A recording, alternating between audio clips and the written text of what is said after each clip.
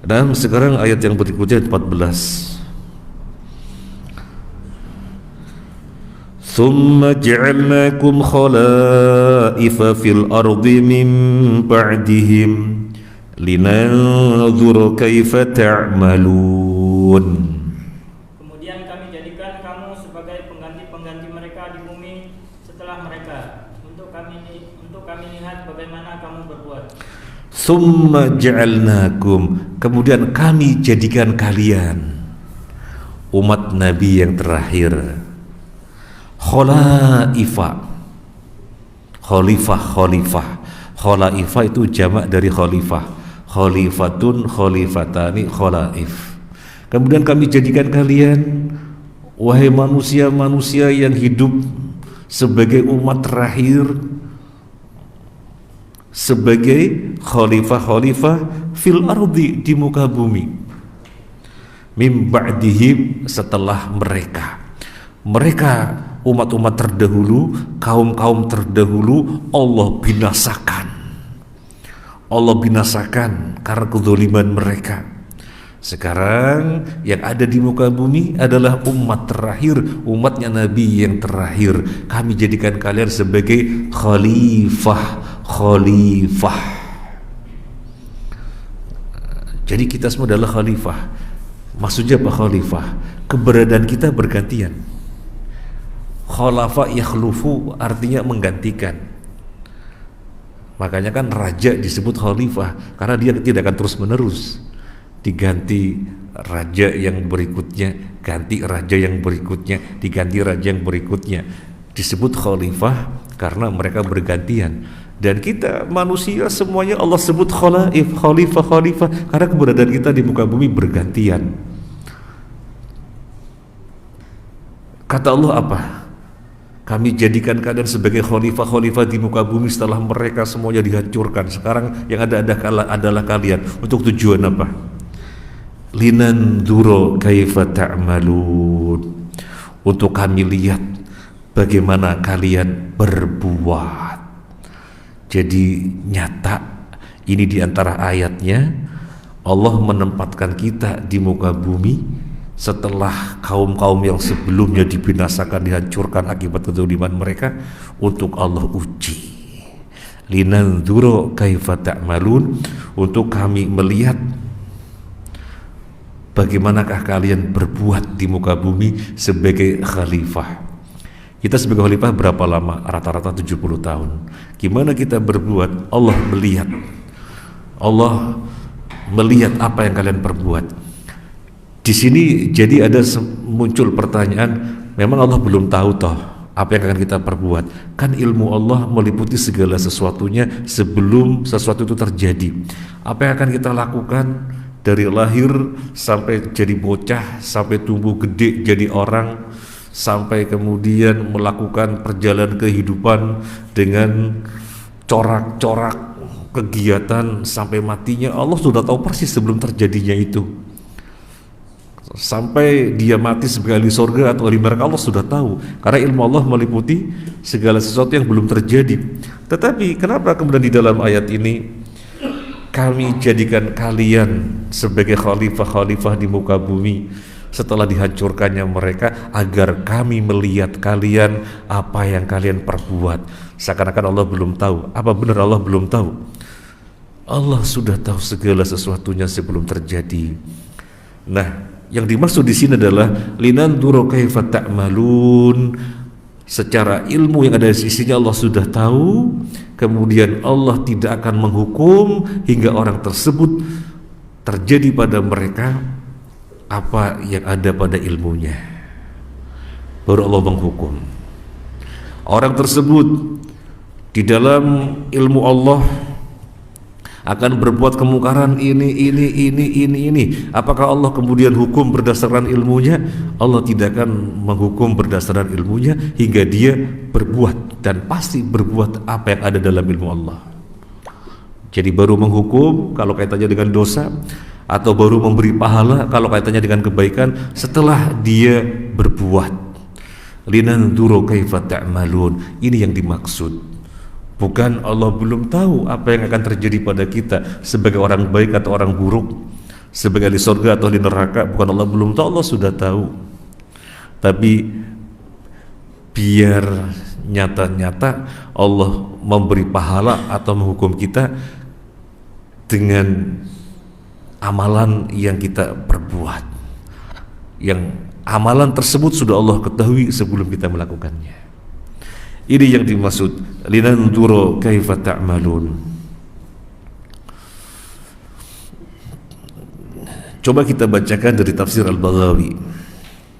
Tsumma ja'alnakum khalaifa.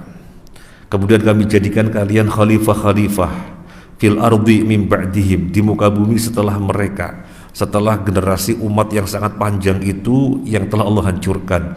Linanzura kaifa ta'malun, agar kami melihat bagaimana kalian berbuat, padahal Allah tahu tentang kalian. Allah lebih tahu tentang kalian daripada kalian sendiri.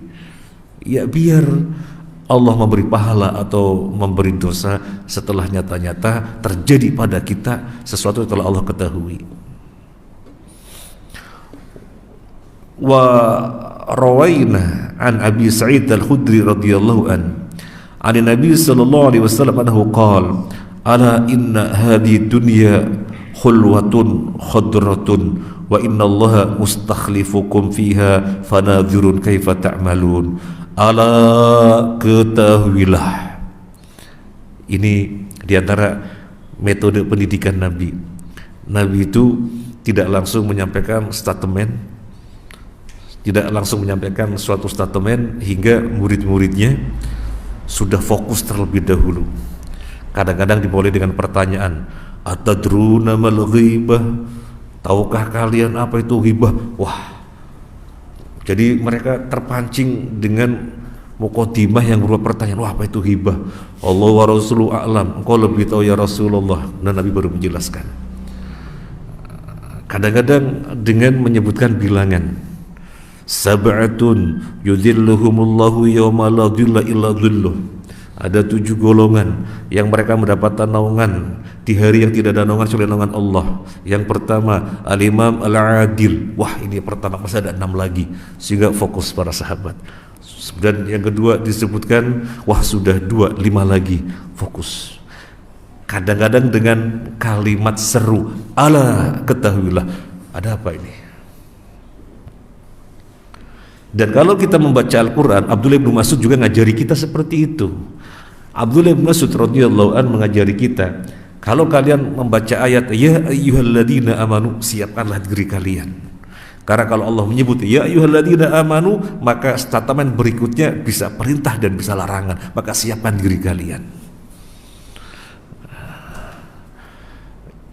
Nah, di sini Nabi di dalam hadis Abu Sa'id Al-Khudri memulainya dengan kata seru, ala, ketahuilah, inna hadhihi dunya khulwatun khadratun, sesungguhnya dunia ini manis dan hijau. Wa inna Allaha mustakhlifukum fiha, dan sungguh Allah menempatkan kalian di dalamnya, di dunia yang sifatnya manis dan hijau. Manis dirasa, sedap dipandang.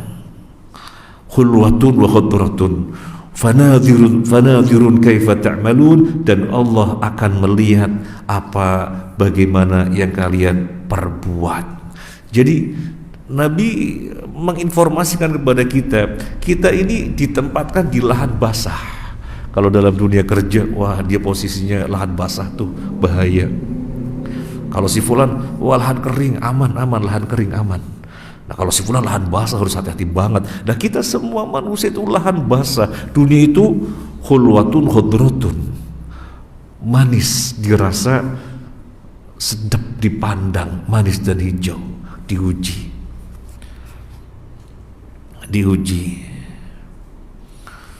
Kemudian kita coba melihat ucapannya Qatadah, ahli tafsir, murid Ibnu Abbas radhiyallahu anhu, selain Imam Mujahid. Dzakara lana atau dzukira lana, kalau mau dibaca dzakara lana ya boleh, tapi yang lebih pas dzukira lana, soalnya failnya tidak disebutkan. Dzukira lana anna Umar bin Khattab radhiyallahu anhu qala sadaqallahu rabbuna, ma ja'alana khulafa'a illa liyandura ila a'malina fa'arullaha min a'malikum khaira bilaili wan nahar. Imam Qatadah mengatakan, disebutkan bahwa Umar bin Khattab radhiyallahu an berkata, Sadaqallah Rabbuna, maha benar Allah Tuhan kita.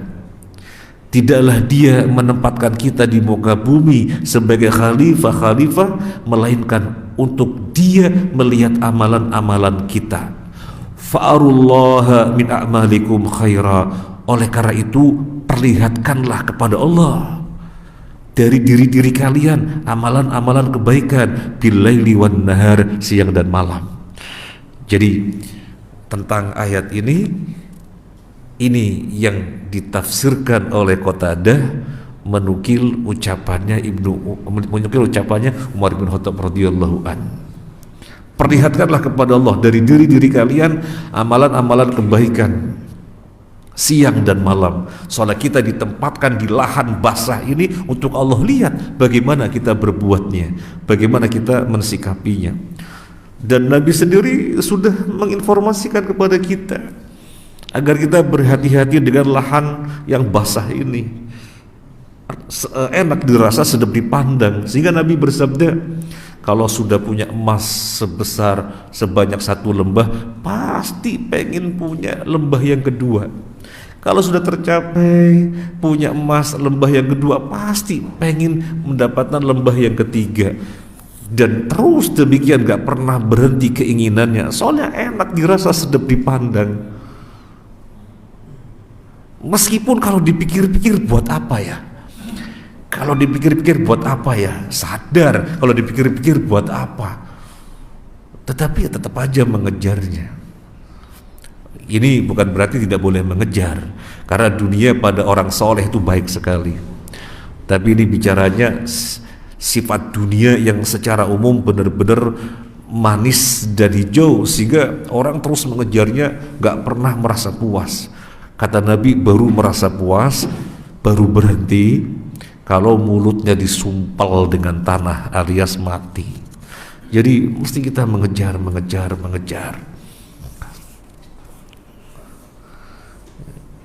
Ibu-ibu kalau butuh tas, kira-kira butuh berapa tas? Mungkin tas kondangan, mungkin tas belanja. Apalagi cukup 2? Kenapa punya sampai 7? 2 saja.